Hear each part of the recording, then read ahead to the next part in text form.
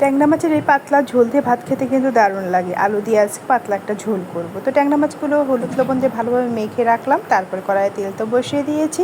এবার মাছগুলো এক এক করে ভেজে নামিয়ে রাখবো। তো আসলে এইভাবে কড়া করে ভাজবো না, হালকা করে ভেজে নামিয়ে রাখবো। আবার মাছ ভাজা যখন হয়ে গেছে দিয়ে দিলাম ওই মাছ ভাজার তেলে পেঁয়াজ ফোড়ন, পেঁয়াজগুলো একটু নাড়াচাড়া করে ভেজে আর দিয়ে দিলাম আলুগুলো। যেহেতু আলু দিয়ে ঝোল করবো, আলুটাই পেঁয়াজটা একসাথে ভাজা হয়ে যাবে ভালোভাবে। তো এইভাবে নাড়াচাড়া করে আলুগুলোর সাথে ভেজে নেব ভালোভাবে। তো একসাথে কিন্তু দুটো ভালোভাবে ভাজাটা হয়ে গেছে। এবার মশলা দিয়ে দেবো। মশলায় তেমন কোনো মশলা না, হালকা মশলায় রান্না করব।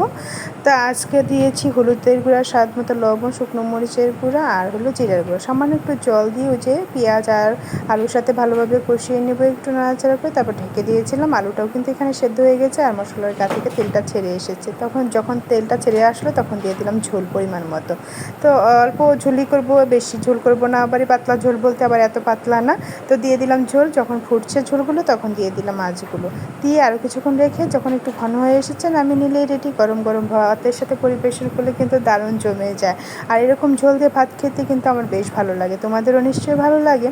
তো সবাইকে ধন্যবাদ আমার ভিডিওটি দেখার জন্য। সবাই ভালো থাকবে, সুস্থ থাকবে। Tata, bye bye.